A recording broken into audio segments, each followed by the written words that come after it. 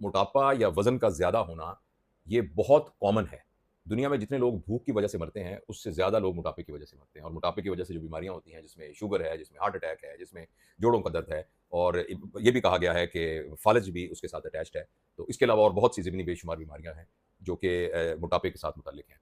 तो ये एक टॉपिक था और उस टॉपिक पर गुफ्तगू करने के लिए ज़रूरी था कि हम एक डायटीशियन और न्यूट्रिशन एक्सपर्ट को भी साथ बिठाएँ।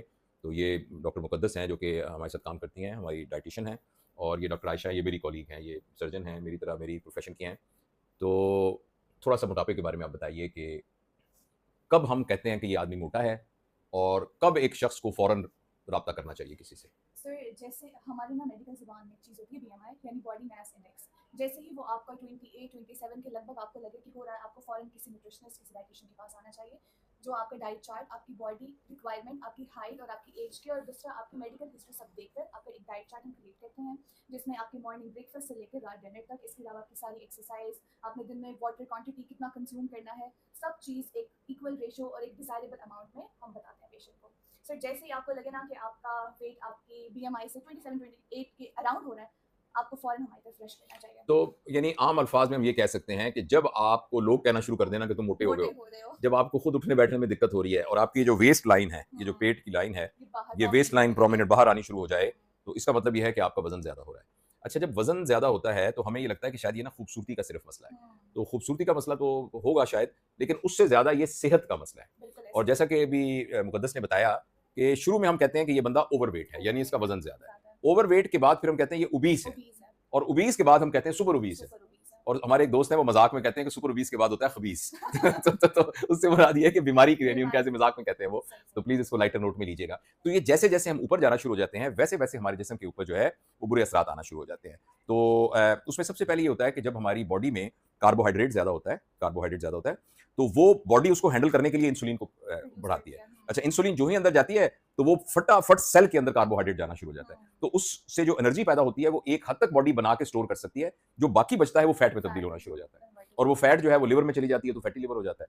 और फैटी लिवर को लोग मदर ऑफ ऑल डिजीजेस कहते हैं। जब फैटी एग्ज़ैक्टली। लिवर हो जाए, तो उसके बाद फैट फिर डिपॉजिट होना शुरू हो जाती है हमारे पेट के ऊपर, हमारी बॉडी के मुख्तलिफ हिस्सों में। और सबसे खतरनाक बात यह है कि फैट डिपॉजिट होना शुरू हो जाती है खून की शरियानों के अंदर, हुँ, और वहां से जाकर फिर हर जगह की ब्लड सप्लाई को कम करना शुरू करती है। ये भी देखा गया है कि मोटापे के साथ जोड़ों का दर्द भी बहुत होना शुरू हो जाता है। फिर बहुत वजन के साथ स्लीप का प्रॉब्लम भी हो जाता है, आप सो नहीं सकते, जिसको स्लीप एपनिया कहते हैं। एपनिक है। सर बेसिकली जो मोटापा है it's just like a magnet. Hmm, जैसे ही बंदा मोटा होता है वो डिफरेंट डिजीज को अपनी तरफ अट्रैक्ट करता है। हम्म, इसलिए जैसे ही आपको लगे ना, जैसे आपने कहा कि लोग कहते हैं ना कि मोटा हो रहे हो, जैसे ही लोग आपको कहना स्टार्ट करें ना मोटा हो रहे हैं, आपको चाहिए कि फौरन आप रश करें और फौरन से डाइट प्लान हम्म, करना है। अच्छा सर, एक स्टेज आती है जहाँ पे जैसे आपने बताया कि सुपर ओबीस, यहाँ पर जाके हम न्यूट्रिशनिस्ट इस चीज़ को हैंडल नहीं कर पाते। हम्म। फिर हम कहते हैं कि now it's time for the physician surgeon कि ये सर्जरी की तरफ जाकर इसको इस डिफरेंट प्रोसीजर्स के थ्रू अपने फैट को बॉडी से एक्सक्रीट आउट हम्म। कराएं, रिमूव कराएं, उसके अकॉर्डिंग तो फिर आप हमें बेहतर गाइड कर सकते हैं। अच्छा, आपका क्या व्यू है इस सिलसिले में? तो जैसे अभी बताया कि हमारा बीएमआई उस पे हमारा बहुत जो है बॉडी डिपेंड कर रही होती है।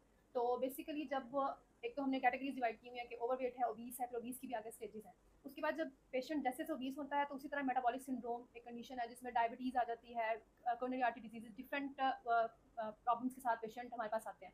अब कुछ पेशेंट इस तरह से आते हैं कि वो डाइटिंग शुरू कर देते हैं। उस डाइटिंग में ये होता है कि वो कैलोरीज लो इनटेक होती है, प्रोटीन बिल्ड नहीं हो रहा होता, लेकिन उस जो डाइट रिस्ट्रिक्शन से, कैलोरी डेफिसिट से उनका जो बेसल मेटाबॉलिक रेट है वो भी लो हो जाता है। हुँ, तो उसमें ये होता है कि जब वो नॉर्मल खाना शुरू करते हैं या दोबारा से कंटिन्यू करते हैं तो वो पहले से भी ज़्यादा जो है ज़्यादा मोटे हो मोटे हो जाते हैं। जाते हैं। तो उसमें हमारे पास जो एज अ सर्जन हमारे पास ऑप्शन होती है, हम शुरू में पेशेंट को न्यूट्रिशनिस्ट के पास भेजते हैं, उनका डाइट मॉडिफिकेशन करते हैं, उनको ट्रायल देते हैं। उसके बाद डिफरेंट ऑप्शन होती हैं कि एक्सरसाइज के साथ साथ हमारे पास सर्जिकल ऑप्शन होती हैं जिसमें डिफरेंट प्रोसीजर्स हैं जो हम करते हैं। और क्योंकि स्टडीज़ ने शो किया है कि मेटाबॉलिक सर्जरी या बैरिएट्रिक सर्जरी जो है उसके बाद 1 ईयर तक 15 to 25% वेट लॉस होता है और over the period of 20 years 15% maintenance weight loss होता रहता है। तो उसमें ये होता है कि पेशेंट भी सेटिस्फाई होता है और हमें भी जो है रिजल्ट अच्छे मिलते हैं। और जो मेटाबॉलिक सिंड्रोम जो पेशेंट जो सफ़र कर रहे होते हैं और जिसमें डायबिटीज़ है उस पर भी जो है काफ़ी अच्छे जो है इफेक्ट्स और स्टडीज़ भी हैं हमारे पास। और जो non alcoholic fatty liver disease है जिससे A L T, A S T, A L P, ये सारे अफेक्ट होते हैं जैसे जैसे फैट डिपॉजिट होती है। क्योंकि जो ओबेसिटी है ना सिर्फ कोलेस्ट्रॉल लेवल बस, बल्कि ये सारी जो इंजाइम्स हैं उनको भी इफेक्ट कर रही होती है। तो जैसे ही पेशेंट अपना वेट लूज़ करता है या हम उनको कोई बैरिएट्रिक सर्जरी ऑफर करते हैं तो उसके बाद उनकी जो मेटाबॉलिक प्रोफाइल है वो भी स्टडी से प्रूफ हुआ है कि वो बेटर हो जाती है और क्वालिटी ऑफ लाइफ बेटर हो जाती है। अच्छा सर, यहाँ पर ना हमारे पेशेंट के माइंड में एक मिसकॉन्सेप्ट आया हुआ है कि आप डाइट का मतलब है सब चीज़ की रिस्ट्रिक्शन, यानी रोटी, चावल, बीफ, मटन, हर चीज़ आप बंद कर देते हो, हर चीज़। डाइट का मतलब ये नहीं होता कि हर चीज़ को आप रिस्ट्रिक्ट कर दो। डाइट का मतलब ये है कि हर चीज़ को आप एक जो नॉर्मल सर्विंग साइज़ है उसके अकॉर्डिंग आप कंज्यूम करें। इवन कि मैं अपने पेशेंट्स को वेट लॉस जर्नी में पराठे भी खिलाती हूँ, और हम लोग क्या कहते हैं, जनाब देसी घी बंद कर दिया। खुद पका के नहीं सर, पेशेंट्स की डाइट में डाइजेस्ट कर देती ठीक हूँ। है। सर मिसकॉन्सेप्ट है कि देसी घी बंद कर दो, रोटी बंद कर दो, चावल बंद कर दो। हाँ, अगर तो आपकी कुछ हिस्ट्री इस तरह की कि जहाँ पे एक सर्टेन फूड की रिस्ट्रिक्शन जरूरी है। जब नहीं है, सिर्फ आपने एक नॉर्मल हेल्दी डाइट प्लान के थ्रू एक हेल्दी वेट रिड्यूस करना चाह रहे हो, तो आपको ये सब चीज़ अपनी डाइट में एक नॉर्मल क्वांटिटी में ऐड करनी चाहिए। देखिए, मैंने आज से 11 साल पहले पहला ऑपरेशन किया था बेरियाट्रिक सर्जरी का, स्लीप गैस्ट्रेक्टमी, और मैं उस वक्त से ये कर रहा हूँ। लेकिन जैसे जैसे वक्त गुजरा है तो नंबर ऑफ ऑपरेशंस मेरे पर यानी 6 मंथ्स या पर 3 मंथ्स कम होना शुरू हो गए, क्योंकि मैंने अपने तजुर्बे से ये सीखा है कि हर पेशेंट जिसका वजन बहुत ज़्यादा है ना, वो कैंडिडेट नहीं है कि जिसको हम स्लीप गैस्ट्रेक्टमी या जो गैस्ट्रिक बाईपास है, मिनी बाईपास, ये हम हर मरीज को एज अ फर्स्ट चॉइस नहीं देते, क्योंकि हमें मरीज के साथ बहुत ऑनेस्ट होना चाहिए। तो मैं आपको ना अब एक एल्गोरिदम बता देता हूँ कि जो शख्स मोटा होता है ना, मोटा, और यानी जिसका वजन बहुत ज़्यादा होता है, बीएमआई ज़्यादा, जो हमारे पास आता है ना, तो सबसे पहले तो हम ये देखने की कोशिश करते हैं कि इसको कोई मेडिकल बीमारी तो नहीं है जिसकी वजह से इसका वजन ज़्यादा हो रहा है। बाज़ दफ़ा आपने देखा होगा कि कुछ लोग जो है उनके अंदर टेंडेंसी बहुत ज़्यादा होती है, और ये अभी भी ना अनसॉल्व प्रॉब्लम है। कई लोग होते हैं वो थोड़ा खाते हैं मगर उनका अपना मेटाबॉलिक रेट ज़्यादा होता है, वो पतले के पतले ही रहते हैं, और कुछ लोग जो है वो थोड़ा सा खाते हैं तो मोटा होना शुरू हो जाते हैं, और हम हमको ब्लेम कर रहे होते हैं। तो सबसे पहले तो हम कुछ टेस्ट कराते हैं। मसलन मैं थायराइड का टेस्ट कराता हूँ, मेटाबॉलिक जितने टेस्ट हैं उनको टेक्निकल जाने की जरूरत नहीं है। तो जो लोग हमारे दोस्त डॉक्टर या मेडिकल से मुतल्लिक नहीं है, उनके लिए कि हमें कुछ पहले टेस्ट कराने पड़ते हैं, ये देखने के लिए कि इनको कोई बीमारी या इनको कोई और प्रॉब्लम तो नहीं है जो मोटापे का बायस है। उसके बाद हम उसके साथ बैठ के ना एक पूरी कहानी सुनाते हैं, पूरे 1 घंटे की गुफ्तगू मैं करता हूँ, आपको पता ही, आप मेरे साथ होते हैं। तो उसमें मैं मुख्तसर आपको बताता हूँ, उस मरीज को ये कहते हैं कि देखो भाई, बात ये है, आप अपनी खुराक में से अगर स्टार्ची, जिसका नशास्ता बनता है, जिसका आटा बन सकता है, वो वाली खुराक, और वो जो मीठी है जिसमें चीनी डलती है, आप ये चीजें कम कर दें, और जो खुराक की सर्विंग्स है, यानी जितनी खानी है ना, जितनी आपकी जरूरत है, आप सर्विंग को छोटा कर दें, सर्विंग को छोटा कर दें, और पानी बेस्ड शुमार पिएं, और रेगुलर एक्सरसाइज करें, और नींद पूरी करें। अब आप देखें क्या चीजें आ गई। आपने कोई मीठा शरबत नहीं पीना, आपने कोई फ्रेश जूस भी नहीं पीना। देखें, जो मॉलिक्यूल कार्बोहाइड्रेट का या सुक्रोज का या ग्लूकोज का चीनी के अंदर है, वही एक्चुअली जूस के अंदर है, बल्कि वो फ्रुक्टोज होता है, जो कि ज्यादा रेडिली अवेलेबल होता है। फ्रुक्टोज ज्यादा रेडिली अवेलेबल होता है। तो फ्रूट भी खाना है तो होल फ्रूट खाना है। फ्रूट जूस एक्चुअली वजन को कम नहीं करता। इसी तरीके से तमाम बेकरी प्रोडक्ट्स जितनी भी हैं, इसी तरह की सारी मिठाइयां, इसी तरीके से सारे डेजर्ट्स, तो मीठी चीज एक्चुअली छोड़नी है। अच्छा, आपने देखा होगा कि फितरत का कानून ये है कि बच्चा जब पैदा होता है ना, तो बच्चे की जो खुराक है वो मीठी नहीं होती। माँ का दूध मीठा नहीं होता, गाय का दूध मीठा नहीं होता। ये मीठे का टेस्ट हम खुद डेवलप करते हैं, और मीठा जो है वो क्रेविंग का बायस होता है। तो लिहाजा आपने मीठा बिल्कुल छोड़ देना है, बस घर में चीनी ना आए। इससे मुल्क में भी चीनी का बहरान कम हो जाएगा। चीनी बिल्कुल ना आए। नंबर 2, ये जितने फिजी ड्रिंक्स हैं, जितने शरबत हैं, ये सारे आपको छोड़ने होंगे। नंबर 3, जितनी नशास्तेदार ग़िज़ाएं हैं उनकी क्वांटिटी को कम कर दें।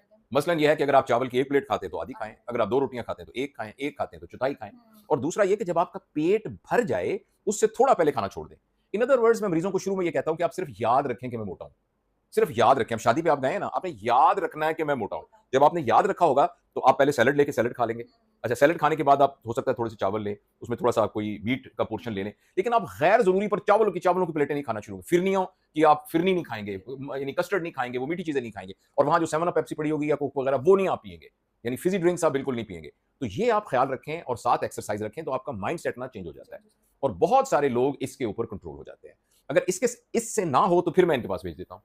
और ये जो है एक पूरा उनके, क्योंकि हर शख्स का एक कस्टम प्लान बनाते हैं कि भाई तुम्हारा ये है। और उसमें भी सबसे अहम चीज ना, मरीज का एक नफ्सियाती तौर पर जायजा लेना बहुत जरूरी है। कुछ लोग ऐसे होते हैं कि उनकी एडिक्शन होती है खाना, और अब वो उनको शौक होता है प्लान बनवाने का, प्लान बनवाते रहते हैं मगर अमल नहीं करते, या एक हफ्ता अमल करते हैं फिर एक दिन बैठ के पूरा डब्बा गुलाब जामुन का खा लेते हैं, तो वो किए किराए पे पानी फिर जाता है। अच्छा, फिर मैंने देखा है इनके पास बहुत सारे पेशेंट ऐसे हैं जिनका वेट कम हो जाता है, फिर उनको छोटे छोटे गेन्स मिलना शुरू हो जाते हैं। इनको पता लगा कि अब वो वॉशरूम से उठती हैं तो आराम से उठ जाती हैं, नमाज में रुकू सजदा आराम से करती हैं। अच्छा, पहले बस पे बैठती तो सीट पे दिक्कत होती थी, अब आराम से उठ जाए। तो वो जो छोटे छोटे गेन हैं वो उनको एक नफ्सियाती तौर पर एक बूस्ट देते हैं, और वो उसकी वजह से फिर उनकी आदत बनना शुरू हो जाती है। लेकिन इसके बावजूद कुछ पेशेंट, जैसे इन्होंने बताया, ऐसे होते हैं कि जो इसको रेजिस्ट नहीं कर सकते, वो फिर सर्जरी के कैंडिडेट होते हैं। अच्छा, लोगों का एक बड़ा मिसकंसेप्शन है, मैं अपनी चर्बी निकलवाने आया हूं कि मेरी ना लाइपोसक्शन कर दें, चर्बी निकाल दें, मैं पतला हो जाऊंगा। तो हालांकि ये कोई ऑपरेशन नहीं, लेकिन ये नहीं कि ये नहीं करना होता। लाइपोसक्शन है लोकलाइज्ड फैट डिपॉजिट, यानी सिर्फ पेट पर चर्बी है और कहीं नहीं है, सिर्फ आपके यहाँ चर्बी है और कहीं नहीं है, तो वो उसके लिए प्लास्टिक सर्जन के पास जाना पड़ता है। लेकिन जो पेशेंट फिर ये सारे क्राइटेरिया को पूरा करे, फिर उसकी अभी भी कम से कम मैं तो उसकी सर्जरी नहीं करता जब तक कि मैं उसको साइकेट्रिस्ट को ना दिखा दूं कि क्या ये ऑपरेशन के बाद फिर एक नई, यानी पहले वो जिससे सोच रहा है ना, वो उस यानी 200 किलोग्राम की चर्बी वाले ब्रेन के साथ सोच रहा है, तो जब उसका वजन 70-80 किलोग्राम हो जाएगा तो उसको पूरी सोच तब्दील हो जाएगी सारी। तो क्या वो नफ्सियाती तौर पर फिट एनफ है कि ये जो फैसला कर रहा है वो उसने सोच लिया? तो हम हमेशा एक साइकेट्रिस्ट को दिखाते हैं जो उनका साइकेट्रिक एवेल्युएशन करते हैं, साइकेट्रिक एवेल्युएशन करते हैं, और अगर वो उसको क्लियर कर दे, मैं फिर भी मुतमईन नहीं होता। फिर मैं उनको 1 महीने के लिए एक डाइट प्लान देता हूं जो कि 1000 कैलोरीज 1100 कैलोरीज का होता है, और उसका ये है कि क्या पेशेंट इस तरह के खाने को बाद में टॉलरेट करेगा कि नहीं करेगा। और दूसरी बात ये होती है कि उस 1100 कैलोरी वाले जो डाइट प्लान के ऊपर मरीज का 9 किलोग्राम वजन 1 महीने में कम हो जाता है, और साथ ये कि उसका लिवर जो है वो भी थोड़ा श्रिंक हो जाता है, तो वो सर्जरी में भी हमें आसानी रहती है। और मेरे तजुर्बे में ये है कि कम से कम 50% मरीज ऐसे होते हैं कि 1 महीने बाद कहते हैं कि अगर इसी तरह का खाना खाना है तो मैं ऑपरेशन नहीं कराता, क्योंकि ऑपरेशन क्या करता है, आपके मैदे को छोटा कर देता है, और जो एक हार्मोन है जो कि आपको ये एहसास दिलाता है कि मेरा पेट भर गया है, उसको मैनेज कर लेता है। अच्छा, इसको अगर इस वाले पोर्शन को अगर मरीज जो है नफ्सियाती तौर पर हैंडल कर ले, यानी अर्ज को रोक ले और खाना खुद थोड़ा खाए, तो जो ऑपरेशन से हासिल करना है वो बगैर ऑपरेशन के हासिल हो जाता है। लेकिन जो ये नहीं कर सकता, फिर ऑब्वियसली उसका हम ऑपरेशन करते हैं, और वो ऑपरेशन अब सेफ है। शुरू में उसकी बड़ी कॉम्प्लिकेशंस आई थी, लेकिन ये कि उस वक्त लर्निंग कर्व उसका ऐसा था।